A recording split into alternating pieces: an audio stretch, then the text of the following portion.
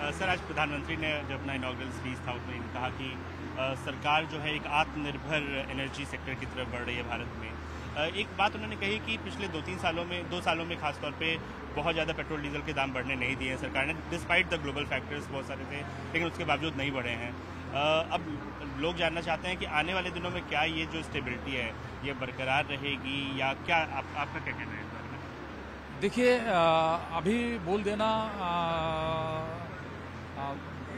मतलब आज ही बोलना मुश्किल है, क्योंकि आज भारत के प्रधानमंत्री ने कहा कि हम भारत में जिस तरह से आप लोगों को मालूम है पहले हमारी 83% तेल बाहर से आती थी और इसको घटाने के लिए भारत के प्रधानमंत्री ने जैसे कहा गया कि इथानॉल के ऊपर हमें काम करना चाहिए और इथानॉल के ऊपर जोर तोर से काम चल रही है।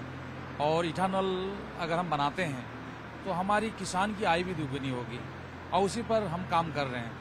साथ ही साथ आप लोगों को मालूम है कि भारत के प्रधानमंत्री सोलर ऊर्जा के ऊपर भी बात कर रहे हैं। जैसे अभी 1 लाख प्रधानमंत्री आवास योजना के रूफटॉप पर सोलर लगाया जाए, इस तरह से बात कर रहे हैं और पूरा विश्वास है कि आने वाले दिन में हमारी तेल की प्रोडक्शन बढ़ेगी, क्योंकि हमारी जो बड़ी कंपनी है तेल निकालने वाले को, ऑयल इंडिया हो, ओएनजीसी हो, जो प्राइवेट कंपनी है वो अपने ढंग से अब काम कर रहे हैं और पूरा विश्वास है आने वाले दिन में हम जो 83% तेल लेके आते थे वो घटते घटते 30-40 तक आ जाए।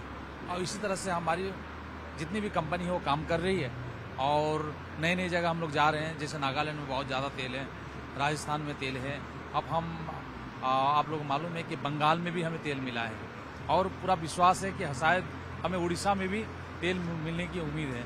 इस तरह से हम प्रोडक्शन हम बढ़ाएंगे और चाहते हैं कि इंडिया में नंबर 1 देश बनने जा रही है और तेल उत्पादन में भी भारत नंबर 1 में बने, इसी तरह से हम लोग काम कर रहे हैं। साथ ही साथ आज भारत के प्रधानमंत्री ने कहा रिफाइन करने वाला देश हम भारत वर्ल्ड में नंबर 1 में है और आने वाले दिन में, क्योंकि हमारी जनसंख्या भी बहुत ज़्यादा है, क्योंकि 140 करोड़ जनसंख्या है, इसलिए इस सेक्टर में पेट्रोलियम मिनिस्ट्री अब बहुत काम कर रही है। टारगेट रखा होगा हमने, जैसे 80% जो एनर्जी नीड्स है वो हम इम्पोर्ट कर रहे हैं अभी, कोई टारगेट रखा है कब तक हम उसको कम करेंगे और कितने परसेंटेज तक लाने की हम उम्मीद रखते हैं? इथानॉल ब्लेंडिंग वाला तो जैसे 25 में 25% तक हम ब्लेंडिंग करने की बात कर रहे हैं और इसके ऊपर हमारी काम चल रही है पूरा भारत में।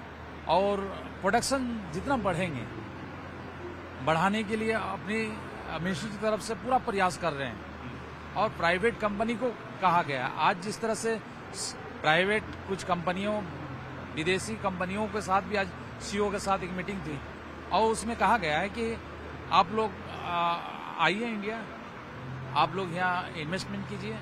हम चाहते हैं कि हमारा देश में आप लोग तेल निकालिए, हर एक सेक्टर में आप काम करें।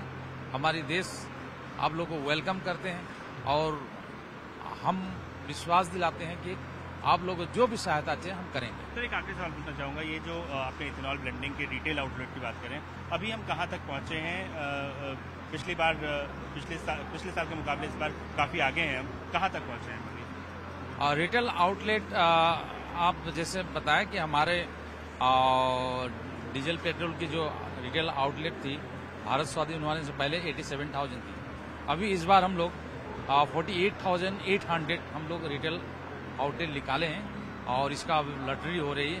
पहले ऐसी व्यवस्था थी कि किसी की सिफारिश से ही मिलती थी, अब ऐसी व्यवस्था नहीं है, लॉटरी होती है और जिसने जो अप्लाई किया वो भी व्यक्ति वहाँ खड़ा होकर देख सकते हैं कि लॉटरी में उसका नाम निकला कि नहीं। इस तरह से व्यवस्था के द्वारा हम रिटेल आउटलेट दे रहे हैं और पूरा विश्वास है 2-3 महीना में पूरा 48,800 रिटेल आउटलेट हम लॉटरी के द्वारा लोगों को देंगे। उसका बाद काम शुरू भी कर देंगे और जो हम रिटेल आउटलेट है उसमें आप लोग मालूम है सभी रिटेल आउटलेट में अब हम सीएनजी भी लगा रहे हैं।